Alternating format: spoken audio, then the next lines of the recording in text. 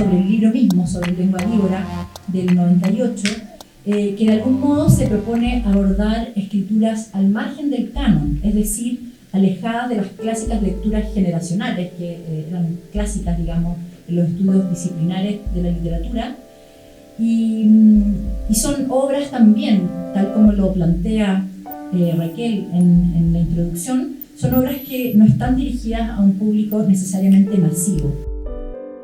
Bueno, también agradecer en primer lugar la invitación.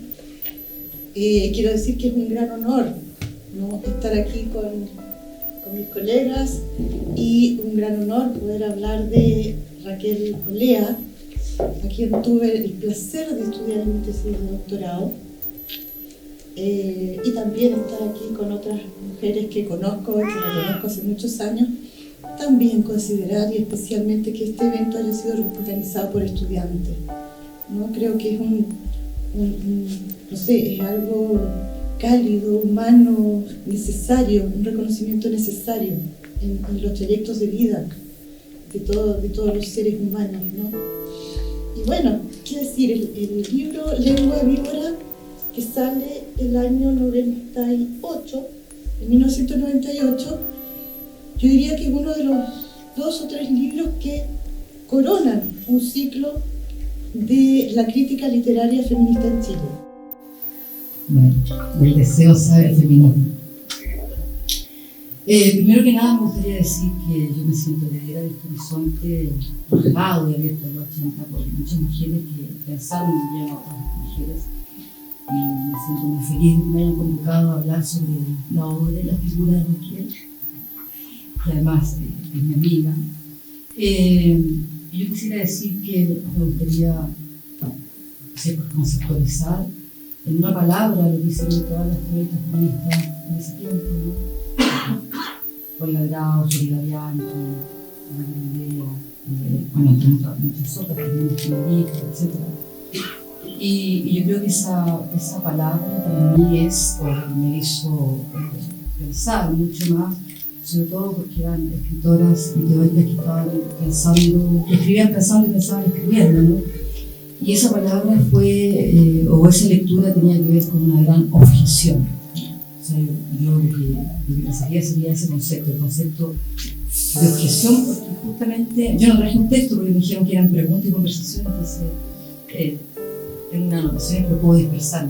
Esa objeción que irrumpe justamente respecto de las lecturas ya instaladas, falococéntricas, reducidas, patriarcales, ninguneadoras también que veíamos en Chile, porque se agrupaba siempre a las mujeres a todas en un mismo saco, sin pensar las inscripciones singulares que había en cada escritura. Eso también pasaba por dictadura, ¿no? Entonces, Raquel Olea es parte, pienso yo, de ese aire fresco, de ese pensamiento que comenzó a leer a las escritoras, no solo en Chile también, porque eso ocurría en Argentina, ¿no? Las escritoras del Cono Sur. Y este aire fresco vino justamente de pensadoras que venían volviendo mayoritariamente, algunas se quedaron acá, desde el exilio, habría que decirlo, ¿no? Porque políticamente muy importante, venían de Estados Unidos, venían de Europa, y además traían toda una máquina de pensamiento y de saber muy importante. Y justamente eso también hizo que las lecturas leyeran, ¿no?, la atención de nuestra época y su entorno, ¿no?, la desmesura en la que estábamos enfrentadas en dictadura. Bien, debería decir que también parece todo muy similar, ¿no?, cuando uno lo ve así con tanta distancia. Pero habría que decir que de las escritoras seleccionadas por Raquel había una disparidad en cuanto a la reflexión crítica, ¿ya? Yo creo que, por ejemplo, hay que reconstruir la época. Y yo, que soy una compañera de generación de muchas de ellas, diría que por lo menos Gabriela Ortiz, por ejemplo, tuvo una reflexión primero que fue dentro nacional había gente abiertamente opositora a su escritura y otra gente que era muy admiradora. Destacaría ahí una persona a quien yo le haría un guiño de reconocimiento y que murió, ¿no?, muy tempranamente, que fue Iberman Verde. Ella fue una de esas figuras emergentes que destacó la escritura de las mujeres también, ella es de Concepción. la escritura de Diamela, la de Marina Rate y de otras escritoras, y nos invitó a todas también a Concepción a leer nuestros textos. En fin, fue una figura muy apoyadora y que estaba haciendo un trabajo espectacular en aquellos tiempos con un Fóndesi que se había ganado ella junto con la Pati Rubio y la Pati Pinto, ¿ya? Y que se terminó porque murió primero. Pero que de todas maneras supimos noticias de eso porque se presentaba en algunos congresos hablando acerca de los resultados de su investigación sobre el sacrificio de la figura femenina en la literatura chilena. Entonces era bastante interesante. Entonces son antecedentes. También dentro de esas figuras de Concepción estaba Marta Contreras también, que asistió al Congreso de Literatura Femenina, ¿ya? Que también tiene textos sobre distintos autores, sobre todo dramas protagonizados, o sea, con autores chilenas, y que ha escrito algunos artículos sobre Marina Rate también, porque Marina estuvo un tiempo allí. Bueno, Marina es más joven que nosotros, y por supuesto fue muy avalada por Concepción, ¿ya? Y por lo tanto hay bastante crítica allí de grandes, interesantes teóricos de la Universidad de Concepción. Y aquí en Chile había también, Carmen también tenía su claque, o sea, gente que la admiraba y que encontraba muy interesante su producción. Pienso, por ejemplo, sobre todo en su primer libro poético, Bobby Sanders fallece en el muro, del cual yo escribí algo ya antes de colocarlo en el libro Campos Minados, que realicé una autoría. Ese libro también había sido comentado por otra gente, fue un hermoso libro realizado por la Carmen Berenguer. También Elvira Hernández, ¿no? Que escribió más tarde, pero tengo entendido que el crítico literario Federico Schoff hizo un prólogo a su libro Carta de Viaje, que es un libro bastante interesante de parte de Elvira. Entonces hay diferencias, que fijas tú, o sea, no digamos de décadas, pero sí de ciertos años que marcan muchas diferencias. Y eso sería Mercedes Valdivieso ya tenía una recepción crítica en Estados Unidos, ¿ya?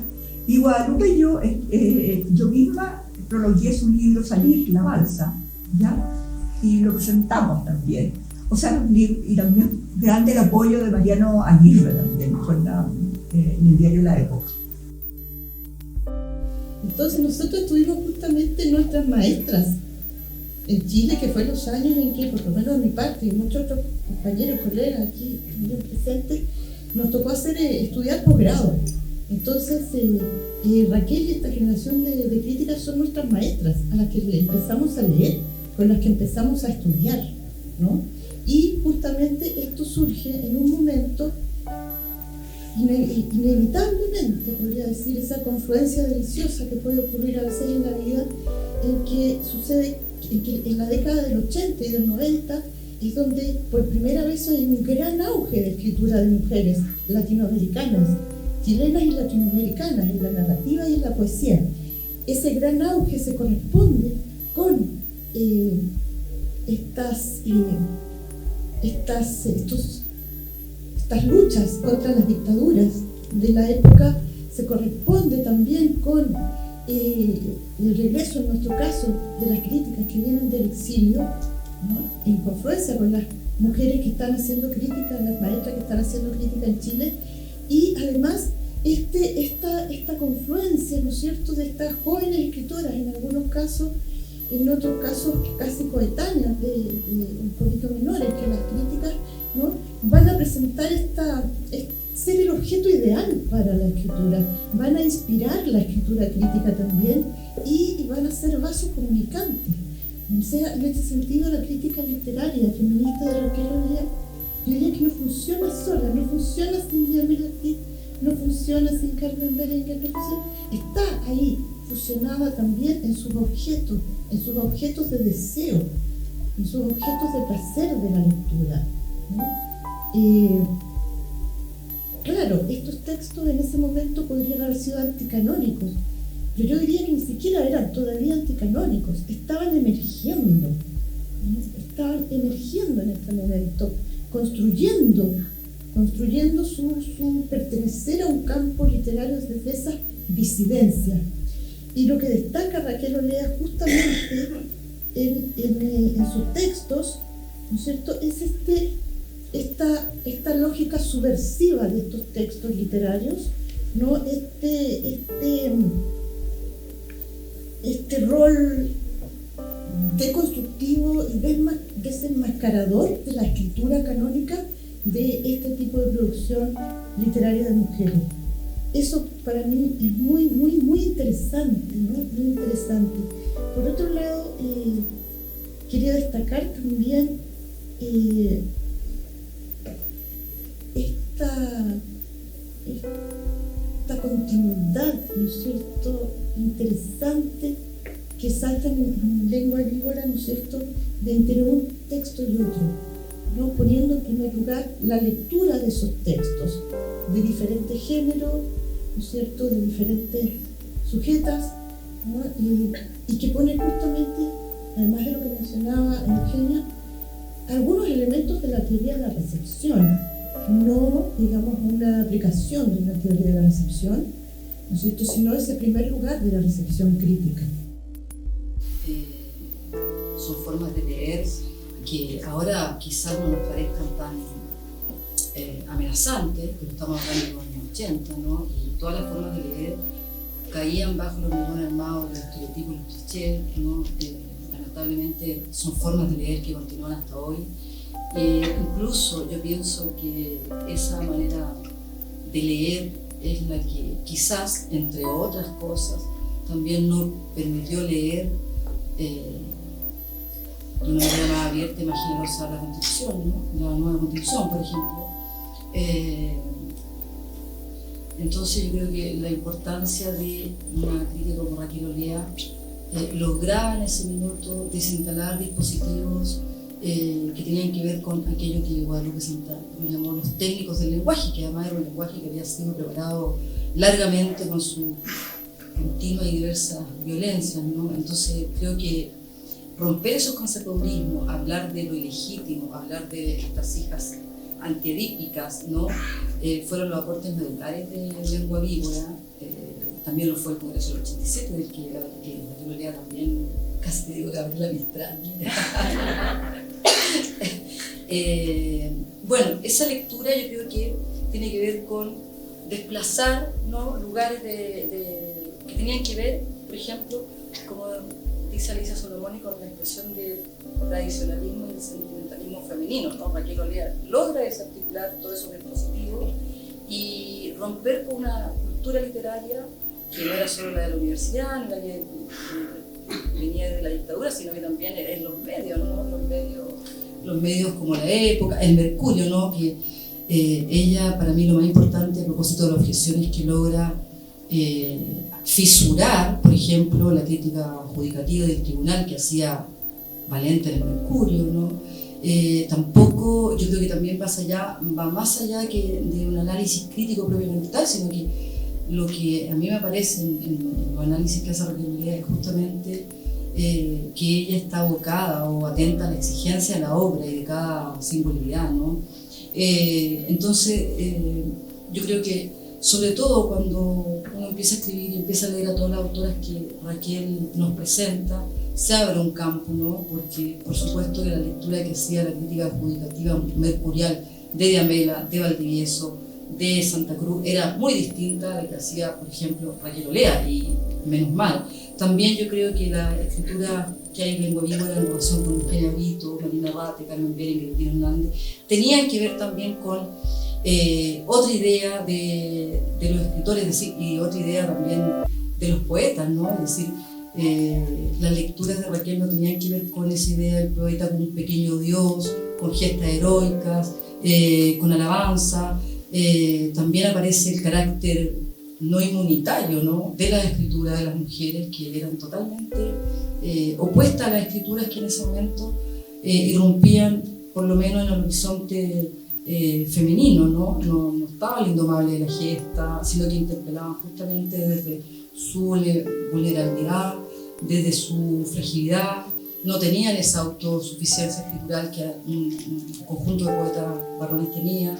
Estaban lejos del discurso institucionalizado, también estaban lejos de la estridencia militante y la política partidista, por ejemplo, porque son cuerpos pulverizados. Si bien Elvira Hernández escribe sobre la bandera de Chile, pero la bandera de Chile es una bandera que está totalmente caída, ¿no? Es decir, no hay un afán moral ni épico, sino que más bien lo que se está mostrando es los rastros y las huellas que ha dejado la dictadura y que no podíamos de ninguna manera seguir escribiendo sin haber sido afectadas por ese acontecimiento tan terrible, ¿no? La lectura crítica de Raquel Olea, y aquí tomo unas palabras de mi tesis de doctorado, es instituida por ella explícitamente como un acto político. Un acto político desde la perspectiva feminista y también desde la perspectiva latinoamericana. Yo creo que ese es un aspecto que también hay que destacar, digamos, el latinoamericanismo de esta crítica.